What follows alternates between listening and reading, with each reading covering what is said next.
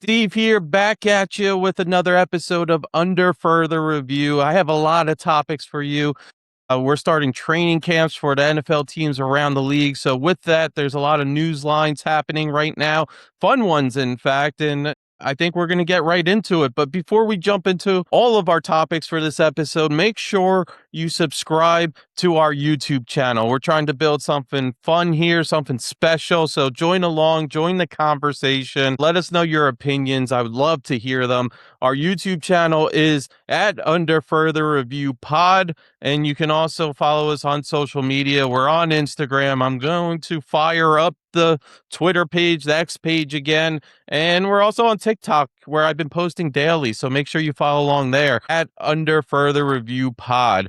So our first topic is Kyler Murray versus J.J. McCarthy. This is one of the more fascinating training camp battles because it's a debate between upside and proven production. Minnesota didn't sign Kyler Murray simply to mentor J.J. McCarthy. That's a known fact. They signed him to compete for the job. I think Minnesota was a little hesitant about how J.J. McCarthy looked last year. It took him a little while to develop. I think the injuries are starting to factor in for J.J. McCarthy as well, because he just can't stay healthy since he's been in the NFL. And Kevin O'Connell has repeatedly said and emphasized that this is a legitimate competition. He hasn't been shy about that. Since day one, since Kyler Murray came over, Kevin O'Connell said this is a competition, but he hasn't said one person's the favorite or the other. He's just said it's an equal competition. They're going to have equal chances to get that first spot on the depth chart. So it should be fun. They're going to get first team reps. That's for sure. The story of the competition. So let's talk about this a little bit. J.J. McCarthy, 2024, missed his rookie season after tearing his meniscus. It was a tough upbringing for him once he got to the league, just because of what happened with the injury. It's year one. I mean, Sam Darnold's there, and we know what happened with Sam Darnold. He certainly developed into the player he was supposed to be when he got drafted by the Jets. And now he's a Super Bowl champion. He's put together 2 straight seasons of fantastic quarterback play, Pro Bowl style quarterback play. And J.J. McCarthy, because of that injury, he never got a chance to start. I don't know if he would have had that chance. I like to think that he was drafted with the understanding that he would have to prove himself, and there was going to be some time where he would have to develop as well. So it wasn't the end of the world getting that injury. But what it took away, he did play in one preseason game, but it took away valuable preseason snaps. He would have been able to play with the scout team or, get some reps during practice throughout the year. A torn meniscus, that's pretty much sidelining you for, 8+ months, whatever the timeline is for that type of injury. So he wasn't really doing football activity until he came back. So I think he was a little rusty once he got back in 2025. He finally became the starter. And week one was nice just because the first half against the Bears was just brutal, and everybody was scratching their head. They were saying, what is this version of J.J. McCarthy? This is certainly not a top 10 pick that we have right now. And then boom, he comes back. I remember him rushing it towards the pylon in the corner of the end zone and taking the lead against the Bears, and they end up winning, and everybody's on the J.J. McCarthy train. That hype was real, and then it just all went to, I hate to say it, shit after that, pretty much. And he was inconsistent throughout most of the season. There were weeks where he started to turn it on a little bit, but the interceptions just continue to pile it on. And, he's not somebody who's consistently throwing for 300+ yards, 250+ yards. I don't even know if he's thrown for that ever. I would have to look at his game log, but you're more expecting, especially last season, around 150 yards. There were some weeks he struggled to even get to 100 yards, which is tough in this day and age where this is a pass-first league. You really want your quarterback to be able to air it out, and he's got the accuracy down. I think the accuracy is pretty good. He doesn't have that long ball that you would like, but yeah, the decision making, that wasn't based on accuracy. That was based on throwing into crowded windows and, pretty much handing the ball off to the defensive secondary. So instead of, giving him the keys to the vehicle this season, like they did last season, because I believe they traded the number 2 quarterback on the depth chart last year to the Eagles. Instead, they brought in competition, and this could be good. I think a lot of people are saying, J.J. McCarthy's time here is done. He's going to probably eventually get traded because, Kyler Murray's going to come in and he's going to really take off, and it's kind of going to be Sam Darnold part 2, where Kyler Murray revives his career. He comes in and he's just a Pro Bowl talent from day one, and he lives up to that standard of that first round. He was first overall, right? I can't remember. I believe he was first overall, so living up to that standard of the first overall pick. But he was released by Arizona after an injury-plagued 2025 season, and he showed a glimpse of being a good quarterback while in Arizona. I just think the injuries continue to pile up. He wasn't on the field enough, and Arizona said, we would like to close the door on the injuries and move on with something fresh. Even though that quarterback room isn't that great, I think we're leaning towards Jacoby Brissett starting this year for them. And he didn't look bad last year, Jacoby Brissett, when he came in and took the place of Kyler Murray while he was injured.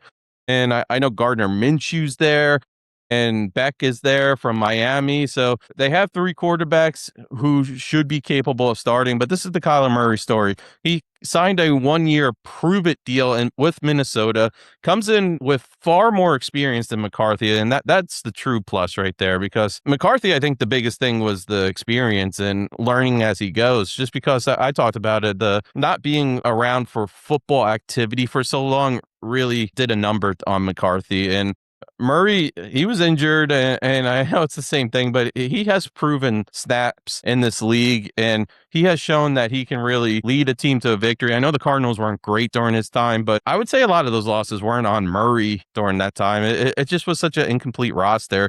So Kevin O'Connell believes he can revive Murray's career. So what are the storylines of the offseason? I think, number 1, the Vikings refused to hand McCarthy the job. This surprised some people, and I think some other people saw it coming from a million miles away, because last season, whenever there were interviews after the game, or, once the season ended, there were interviews. I don't think Kevin O'Connell ever gave full support of McCarthy. And I'm not saying that in a negative way. I just think he was unsure. I don't know if he believes that McCarthy's ever going to turn into that top 10 pick that he was. So Minnesota invested a top 10 pick in McCarthy, yet rather than naming him QB1, they brought in a former number 1 pick. This says one of 2 things. They aren't convinced on McCarthy and the fact that he's ready. I know a lot of people came into my comments, and I was texting with friends as well and talking to them about this, and they all said maybe a fresh new beginning for McCarthy. I don't know if that's the answer. It might be. For a little while, I was trying to convince myself that was what McCarthy needed, just what the doctor ordered. But maybe a little competition might spark a competitive edge in him. And I don't think he really needs that, because we see the type of player he is. He's a great locker room guy.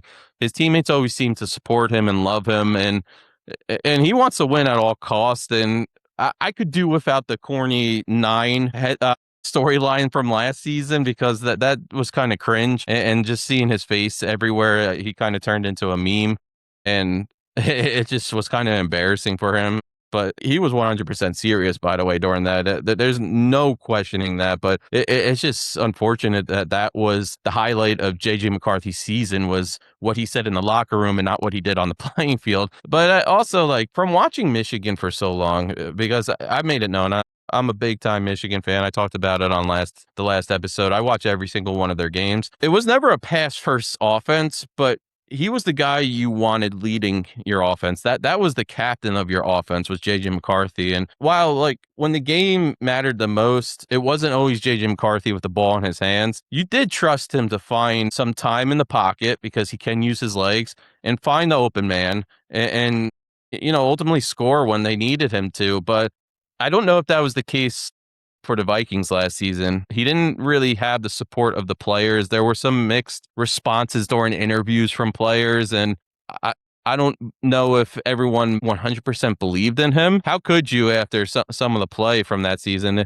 It was tough, and it was negative press all season long, and I think a lot of people switched up on J.J. McCarthy right away. So we'll see what that opens up for McCarthy? Is there untapped potential that we haven't gotten to yet? Or do they believe that the roster is in win now mode, which it is? They were in the playoffs 2 years ago. I don't think the roster is too different. There's a lot of the same weapons on offense. I think the defense, for the most part, looks the same. I think they just signed, Jamal Adams to play safety. That was an interesting signing. But yeah, this team, last year, if you get good quarterback play, I think they're in the playoff again. And the Vikings believe in that. And that's why they went out and they got a veteran, because they're saying, we're not going to have this happen again for the second straight year, where 2 years ago we had it great. We started Sam Darnold and he looked fantastic. And then the year after, we don't sign him during the offseason. We're shooting ourselves in the foot because of that, because he goes to the Seahawks. He continues to play out of this world, and the Seahawks win the Super Bowl, and Sam Darnold's now a Super Bowl winning quarterback. But they had the roster last season, and all they had to do was bring back Darnold. But I think the Vikings were so stuck in moving on to J.J. McCarthy. We used that top 10 pick again, and let's just see what he can do. And if it doesn't work out, we'll go find a Kyler Murray type. And it didn't work out last year. My reading on this the whole time's been Murray's here to start. And if McCarthy comes in and he plays out of this world, I don't even know if that's going to be enough to get him the starting job, to be honest. I just think Murray, ever since he put pen to paper, he had that lead, and it was a noticeable lead, even though O'Connell will consistently say that these guys are equal right now and they're fighting for the position. Again, I wouldn't be surprised if after week 1 or 2 of preseason, O'Connell comes out and says, Murray is our starting quarterback. We want to continue to develop McCarthy, which is just utter bullshit he's feeding you, because I think if Murray does have a revival this season, it's going to be his job to keep for the future, because he's still relatively young. And that puts McCarthy in a weird position where it's either, am I going to be the second quarterback, the backup on the Vikings, or am I going to request a trade eventually? Because there are teams out there who still need a quarterback that would love to have a J.J. McCarthy on their team, where they can kind of do what O'Connell did with Sam Darnold and what he's hoping to do with Murray and just rejuvenate his career. I don't know if McCarthy ever really fully received a fair shot, in my opinion. He had last season. There were some injuries. He starts putting it on, figuring out towards the end of last season. So you would think, based off of that momentum, maybe he would have that chance to start, and they would have got a serviceable veteran just in case shit hit the fan. But who knows what they're thinking right now. Yeah, O'Connell has consistently split first team reps, especially during OTAs. Both quarterbacks have worked with the starters throughout mini camp, OTAs, early training camp. He said he wants the players, not the contract or the draft status, to decide the starter. And that's the way it really should always be in the NFL, but it's not like that a lot of the time. Money speaks, and if you have a big contract, you're going to start the quarterback with the big contract or the player with the big contract. A draft pick is very valuable in the NFL. So if you're using that high draft pick, unless you're Anthony Richardson, where they just moved on very quickly from him, then there's most of the time you're getting a lot of shots at continuing to hold that position. So Kyler Murray is trying to resurrect his career. Arizona finally moved on after injuries, inconsistency, and organizational changes. Minnesota, what do they offer? They offer a lot. I talked about this a little bit before. They offer weapons such as Justin Jefferson, Jordan Addison, TJ Hawkinson, Kevin O'Connell, who is a mastermind on offense. And one of the best offensive environments that you can be in is where, Minnesota. Pressure on McCarthy. McCarthy is no longer simply developing. I know they'll throw that word around if he loses the starting job. We are going to continue to develop J.J. McCarthy. No, this is make or break for J.J. McCarthy. This is deciding if he's going to be in Minnesota for the foreseeable future or if he's going to be elsewhere in the league. If he loses this battle, questions begin about whether he'll become the Minnesota's long-term answer. National analysts have already suggested Murray has the early edge entering camp. What are Kyler Murray's strengths? So what does Kevin O'Connell see in Kyler Murray?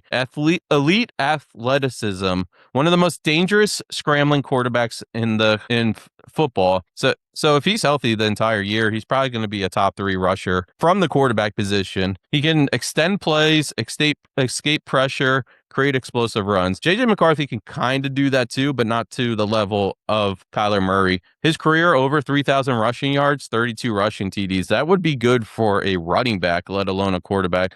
NFL experience. He's the former number 1 overall pick, offensive rookie of the year, 2 Pro Bowls, has started dozens of NFL games. He has seen every defensive look imaginable. He's a playmaker. When healthy, throws well outside structure, creates chunk plays, dangerous on broken plays, so he can prolong plays. Arm talent, can make throws from almost every platform. His weaknesses, I can't talk. Durability, this has become the biggest concern. Recent years have included ACL recovery, foot injury, missing significant time. Availability is arguably his biggest question mark, and that's the most valuable. If you're not available, then what are you doing for the team? Pocket discipline sometimes leaves clean pockets too early. So that's the age old when rookies come to the league. That's what you try to shake out of them, I should say, is that run first mentality when after 2 or 3 seconds, if you don't see an open man downfield, then instantly you're taking off. And the NFL, like it's very much a league where you have to throw the ball even when the person's still breaking his routes, or if he's not open, throw it where only he can catch it. But that's a hard thing to learn for some of these younger quarterbacks. But to this day, Kyler Murray's still in that similar situation. Long did a little bit, or even sat in the pocket. I know that's uncomfortable, not knowing where the pressure's coming from, but if he just sat in the pocket, then he would have been okay. His consistency's definitely a question mark. His highs are elite. His lows can be frustrating. Some weeks he looks like a top 10 quarterback. Other weeks he struggles to sustain drives. Decision making under pressure can force throws trying to make something happen. So something similar to J.J. McCarthy. What are J.J. McCarthy's strengths? Accuracy, one of the best traits coming out of Michigan, especially immediate throws, timing routes, play action, which we just talked about. That could be tough for a rookie quarterback. Processing, generally gets through reads quickly, comfortable operating structured offenses, and leadership. I remember that from Michigan. I talked about that already. He has the maturity. He's competitive and he has confidence in himself. That dates back. And he also fits Kevin O'Connell's offense. He has rhythm, timing, anticipation. It's everything Kevin O'Connell looks for. It's the reason he probably drafted J.J. McCarthy.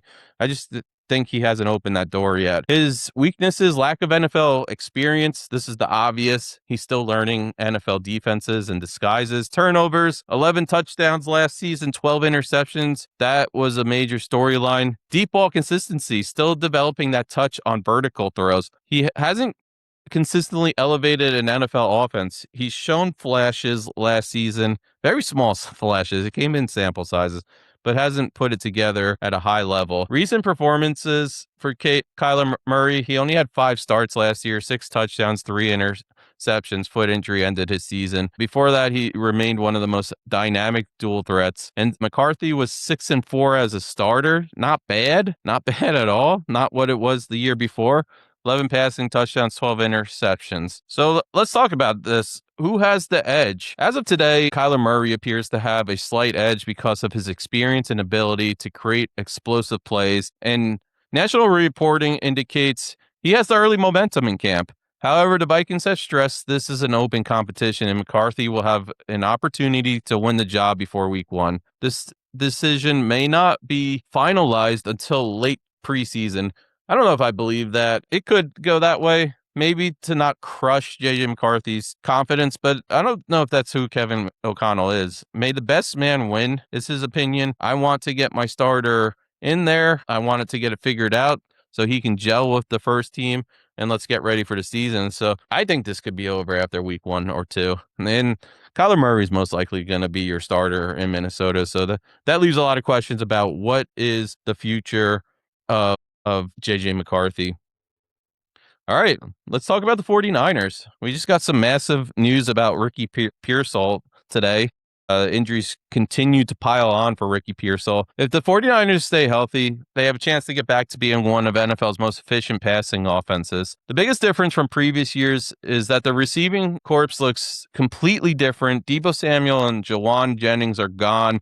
Brendan Ayuk's time, we'll talk about that a little bit, in San Francisco is over. As it seems, I know he's still on the roster, but he's not getting traded to the Commanders at this point, and I don't know if he's going to find a team. His career might be over. The front office responded by bringing in Mike Evans, Christian Kirk, and rookie Dazon Stribling to surround Brock Purdy. So let's talk about Brock Purdy a little bit, because this quarterback, I remember rookie season, he really took off. So he was Mr. Irrelevant. He ends up getting playing time because of injuries.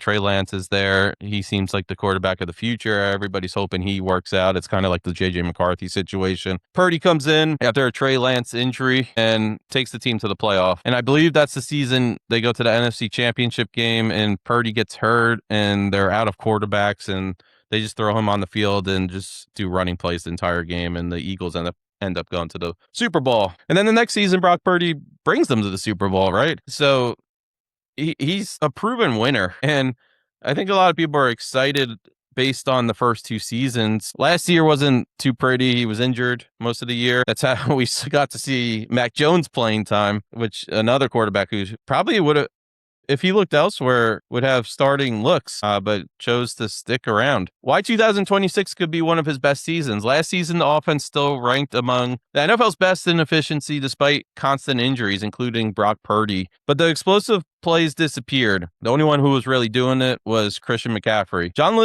Lynch specifically said creating more explosive plays was an off-season priority. So what does he do? Now Purdy has Mike Evans, George Kittle, Christian McCaffrey, Christian Kirk, Ricky Pearsall, if healthy, and Kyle Shanahan when he comes back from, prayers up for Shanahan. I know he had that brutal car accident, so whenever he's back, this may be the deepest collection of pass catchers Purdy has seen, and he has seen some thin receiving corps over the years. Just injuries have plagued that receiving room, and last year was no different. That entire team went through injuries, and I think that ultimately led to them not being able to move on in the playoffs. It's just because the injuries caught up to them, and they had a bunch of second and third stringers on the field. Realistically, if Brock Purdy plays 17 games, what could his projections be? I think he's a good enough quarterback where he gets 4,300 to 4,700 passing yards, 32 to 38 passing TDs, and he's a guy who limits the interceptions, 8 to 11, around 68 to 70% completion percentage.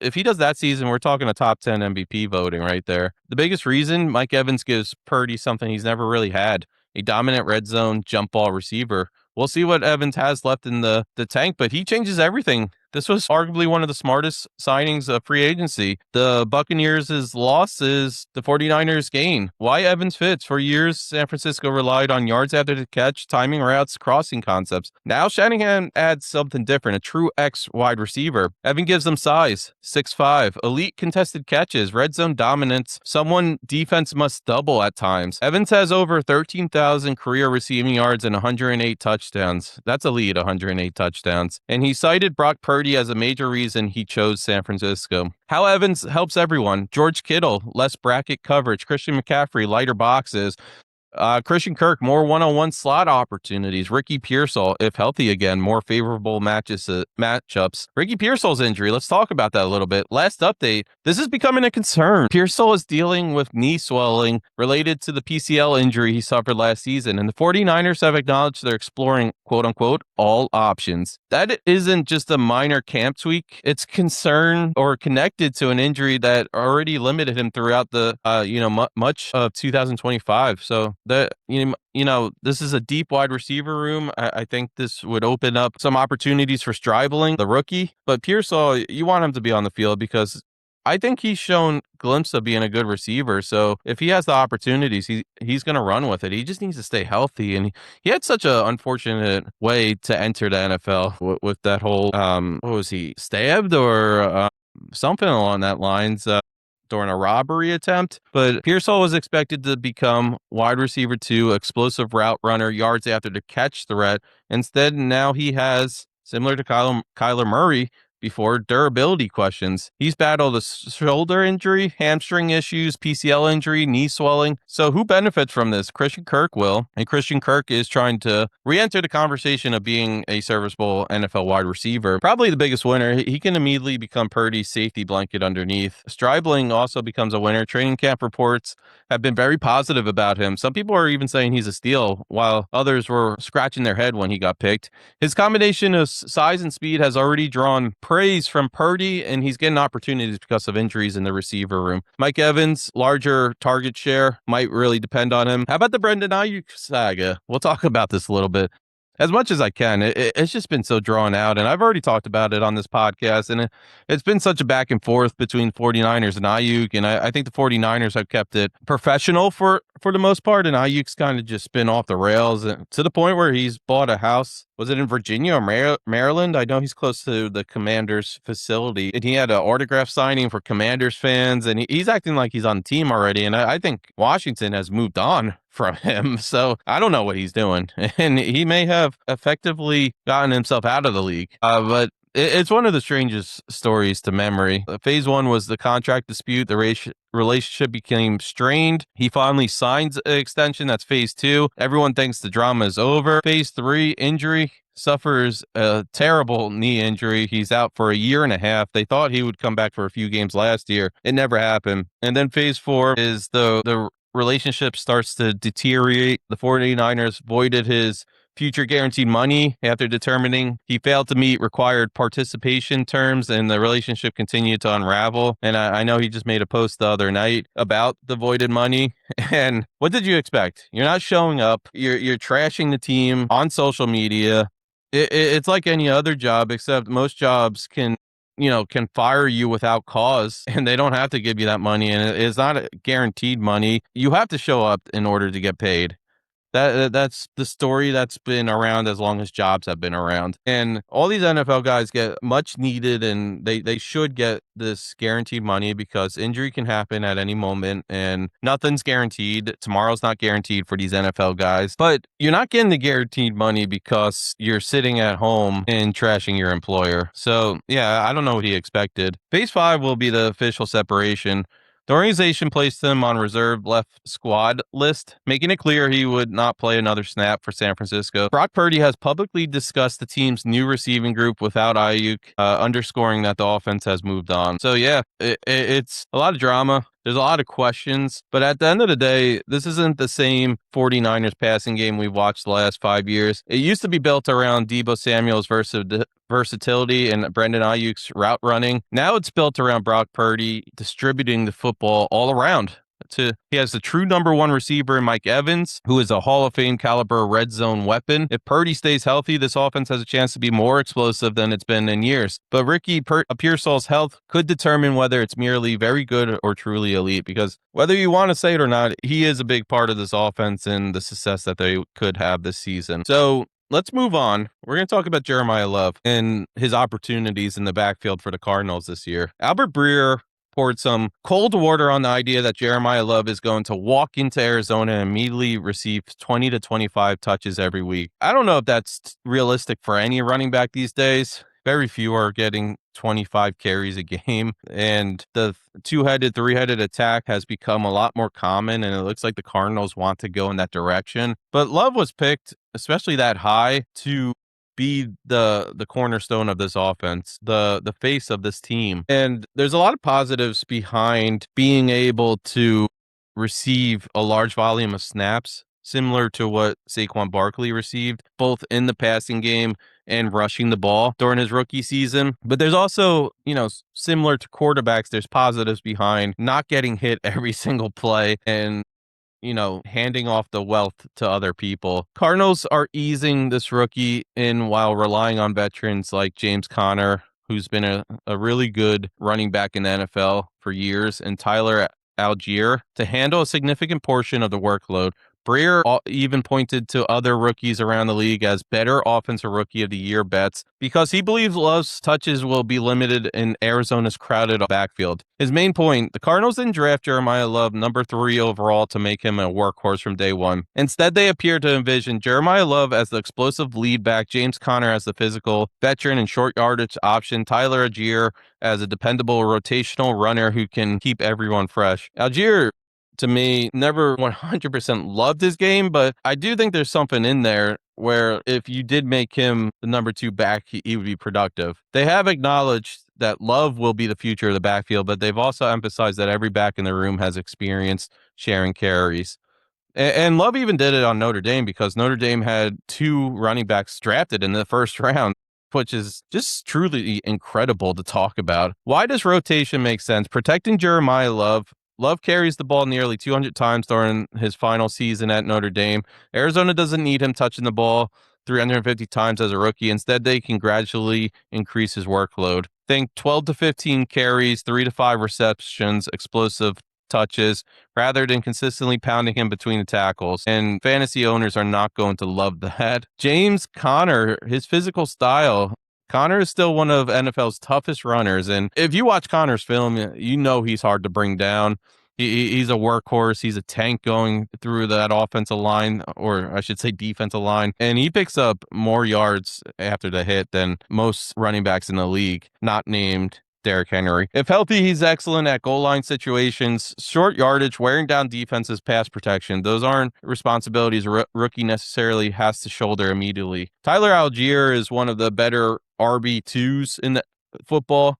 Arizona didn't sign Algier, just sit him on the bench. He's proven he can handle 10 to 15 carries a game. I don't know if he's going to get that this year. Close out games, protect the quarterback, produce efficiently in a running back by committee. His experience in Atlanta, where he shared the backfield with Bijan Robinson, makes him a natural fit for this rotation. Fresh legs in December, so we're thinking ahead. Will the Cardinals be in playoff contention? I don't know. I don't think so with the quarterback situation right now, and they're building a roster. Slowly but surely, they're getting their roster where they want it to be. They will be a little more competitive this year, but I don't know if we're at the point where we can be talking about playoffs, especially when they play in a division where it's the Rams, it's the Seahawks, it's the 49ers, and they're often the odd man out of that division. But yeah, fresh legs in December. Go ball out. This may be the biggest reason running backs wear down. If Arizona can keep all three healthy through November, which Connor, I know, is coming off an injury, so health is a big part of it, they'll have a major advantage. Instead of one back getting 280 carries, they could have three backs with plenty left in the bank, or tank, I should say, or bank too. They could be getting big paydays. Yeah, that's huge. In those December games where certain players been getting a majority of the workload most of the season, they are going to have that advantage. And I think those games where, they're either a slugfest where it's high scoring or a defensive battle, you're just waiting for that fresh look to just pop off. And I think the biggest thing and the excitement surrounding Jeremiah Love is how at any moment in the game, any play, he can take off for a 50, 60 yard plus touchdown. And his speed, it's like 1 second you see him, 1 second you don't. He's just so explosive. And he does have that ability, and it will happen in the future. I'm pretty confident in this, to wear down defenses where he gets to the point where he's a 3-down back and he's taking off. And, maybe in the first half he gets 30 rushing yards and can't find daylight, but it's the Saquon Barkley. I'm going back to him just because he's such a dynamic and one of the best running backs in the league. But Barkley did this a lot the year that he rushed for 2,000 yards, or just missed 2,000 rushing yards, I think it was. But Barkley would have a slow start to the game, and then I just remember the highlights of him just taking off and finding a hole and hitting daylight and being gone. So yeah, that will lead to more explosive plays. Instead of grinding through stacked boxes 25 times a game, Love get touches against tired defenses. His speed becomes even more dangerous. Less wear and tear. That's the obvious. Running back careers are short. Reducing unnecessary hits early could help preserve Love for the long term, and an easier transition to the NFL. Learning, and it's big at any position. I know that we like to devalue the running back position these days, but I think over the last few seasons, running backs, they're back, baby, and they're becoming more valuable.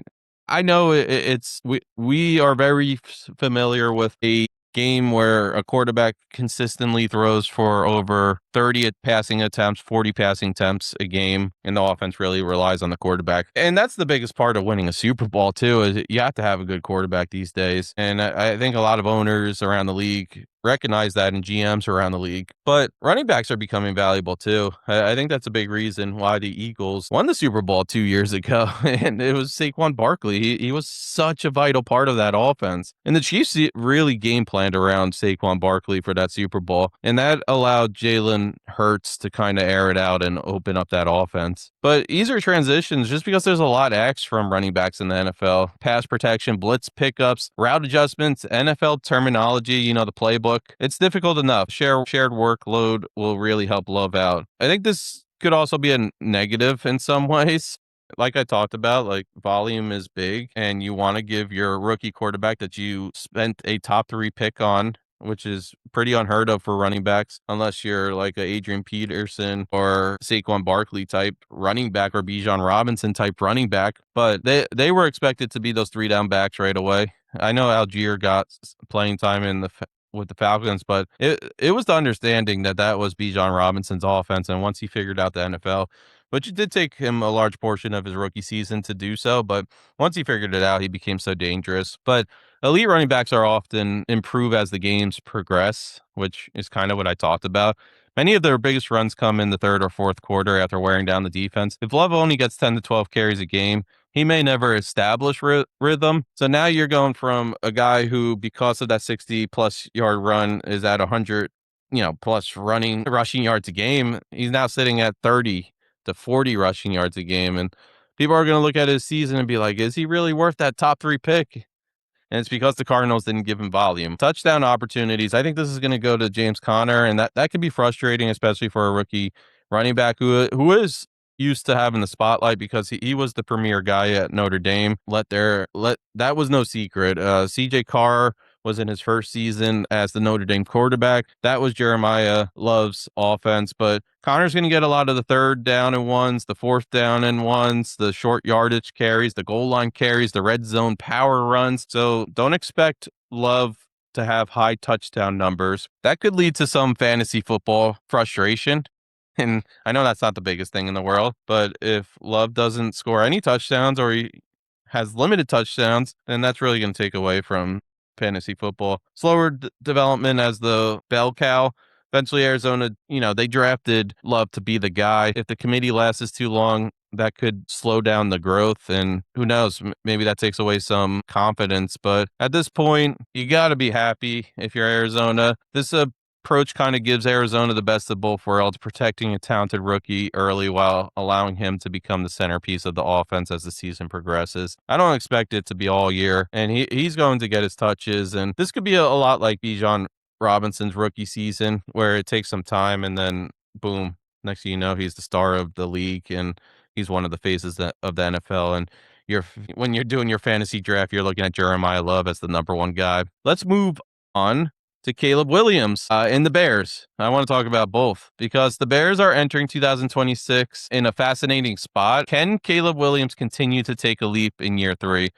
And I'll be honest, I was one of Caleb Williams's biggest doubters going into last season. There is recorded video of me downplaying the number 1 pick for Caleb Williams. There were some people who could have talked themselves into Jaden Daniels being the number 1 pick, Drake May being the number 1 pick. I think those were the only 2. There was conversation of J.J. McCarthy, but I don't think he was ever going to be the number 1 pick. But I think the Bears are pretty happy now, and Ben Johnson's happy because Caleb Williams does fit Ben Johnson's system. I know there was a lot of tough love when he first took over, but now he's starting to really become the centerpiece and the guy that you want him to be. And that is really promising because I think we wanted to create so much negative press for Caleb Williams, and it wasn't fair at times. And I did the same thing over and over again, and I apologize just because I am a Caleb Williams supporter now. But when he was about to be the number 1 pick, it was a lot. It really was. It was one thing after the other. Did he want a piece of the franchise if he was picked? Did he do this and that? And everybody was just finding a reason to downplay Caleb Williams. And I'll be the first to apologize for it. I'll be the first to hold my hands up and say, yeah, I was wrong. And I think I'm going to continue to be wrong because Caleb Williams has the potential to develop into not only a top 10 quarterback in the league, he could be a top 5 quarterback. If he continues down this road, he certainly has the pieces around it. He has a great offensive mind in Ben Johnson. It's there. The recipe is there. So we'll see what Caleb Williams can do in year 3. He seems to be the happiest guy in that locker room. He supports all his players, and they support him. There's just a good nucleus there. They're all gelling. They're all together in that locker room. And that's why I don't think the Bears will take a step back this year. Instead, they'll take a few steps forward. So Williams, another reason why you can be happy about Williams, he lost 10 to 15 pounds this offseason, With the goal of improving his mobility, endurance, and overall quickness, the Bears don't want him running more. They want him moving better in the pocket. So I think there were times when he took too long to find the open target, and because of that, he made some bad throws. But Caleb Williams' bad throws, what I started to realize as the season went on, was it wasn't necessarily into the arms of defenders. We talked about J.J. McCarthy just throwing into crowded windows on the field. He would just overthrow them by a mile. And maybe if he said, oh, shoot, I took too long to find that open guy, because they were open, and that was a fault of Caleb Williams. But maybe he realized that and he just overshot them. And him being a little lighter this year, it's quicker feet, faster escape from pressure, better movement, less wear and tear in a 17-game season. So a lot to like. DJ Moore was traded this offseason. And DJ Moore was somebody I wanted to talk about just because I think he can really do well with the Buffalo Bills and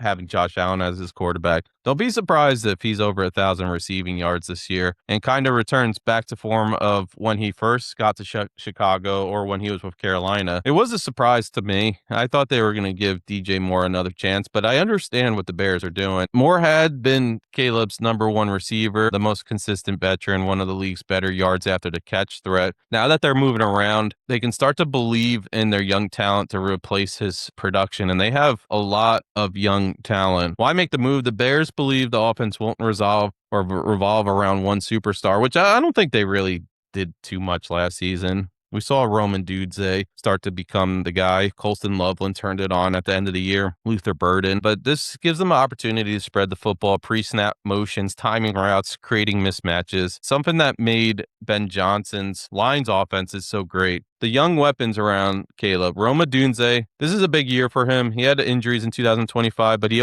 also showed that he could be wide receiver one. He has a lot of strengths, elite body control, contested catches, route running, ability to win outside the numbers. So I'm excited about Roma Dunze. I think he could be the guy. Luther Burden, he may become one of Caleb's favorite targets. Burden's game is built on explosive acceleration, yards after the catch, versatile in the slot, manufactured touches. Many around the league believe he's poised for a breakout season. Colston Loveland, the rookie tight end, added another dimension last year. He's more of a receiving weapon than a inline blocker, but there were times when he helped block or lower his shoulder pads or shoved his hands into the chest of a linebacker or a safety. He's not afraid to do that. But Caleb Williams recently said that Loveland can become the best tight end in the league. He has great routes for a tight end. He's a great red zone target, and he's a mismatch for linebackers and safeties. Cole Kmet, he's still in there. DeAndre Swift, Kyle Monangai.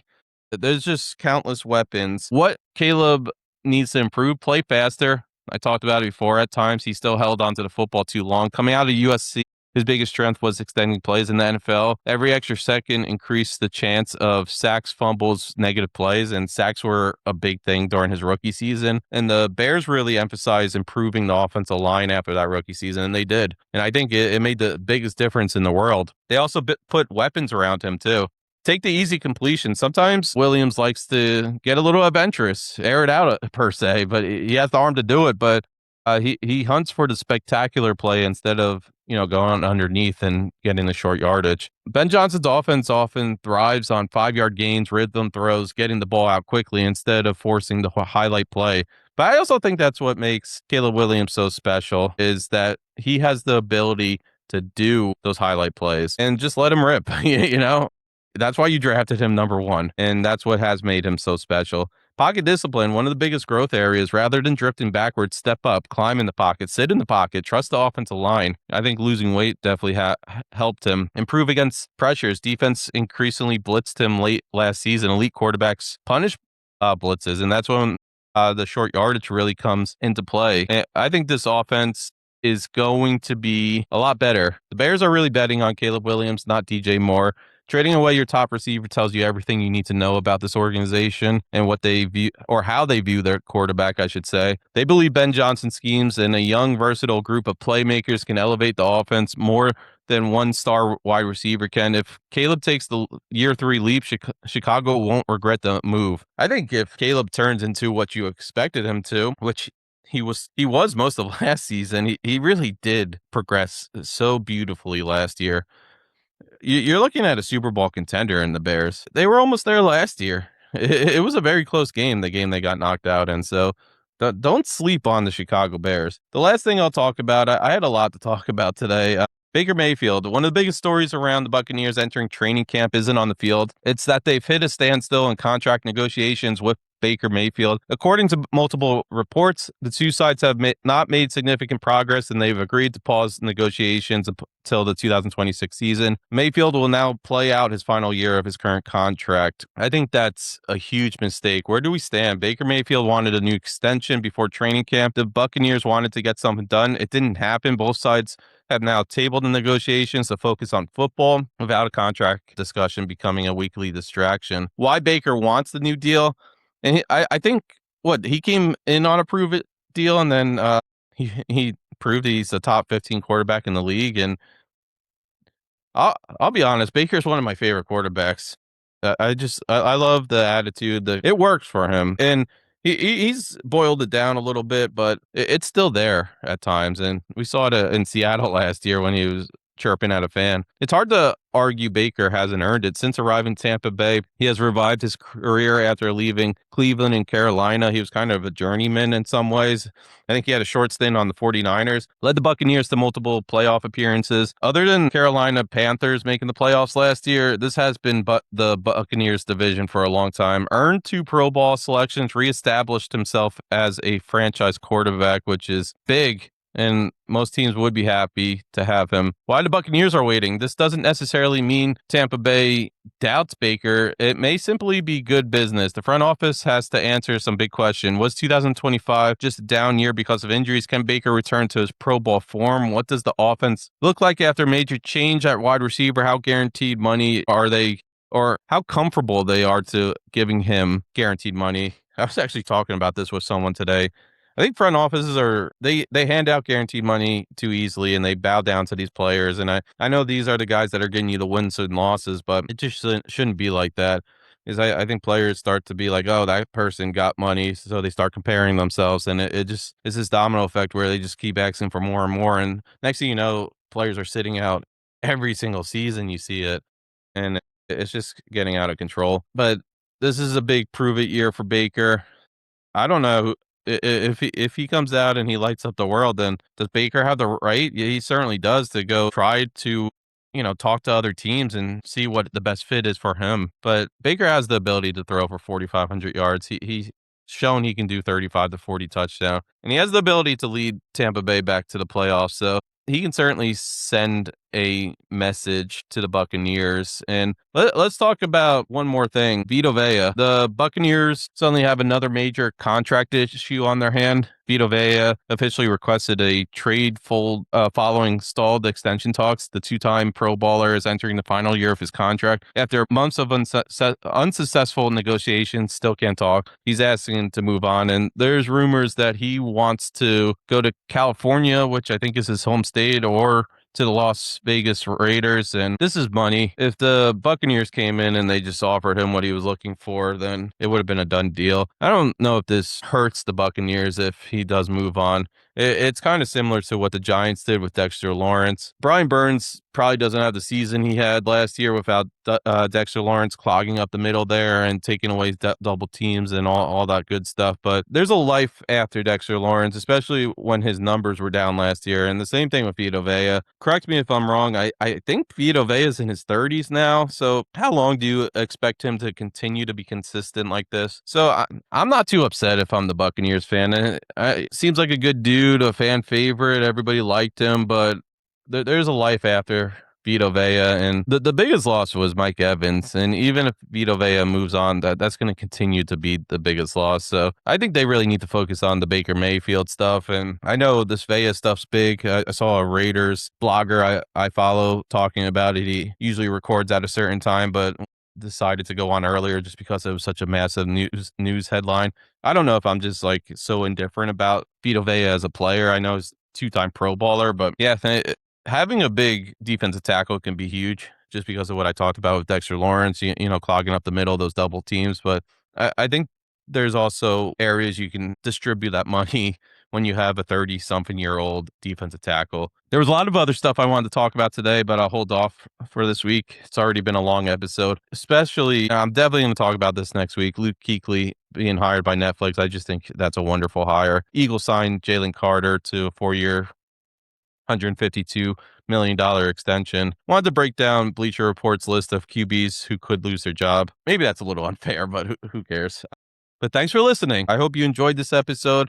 Going to continue to put content out there. We'll continue with my daily videos, which will just be broken up clips from this episode. So follow along. Like I said, on YouTube, definitely give us or subscribe. I don't know. Is it a subscription? I guess so. You could say that at Under Further Review Pod, or just type in Under Further Review. I believe it's the first page that pops up. And follow along on Instagram, TikTok. Like I said, the X account's going to come back. So definitely join in on the conversation. I appreciate anyone who made it this far.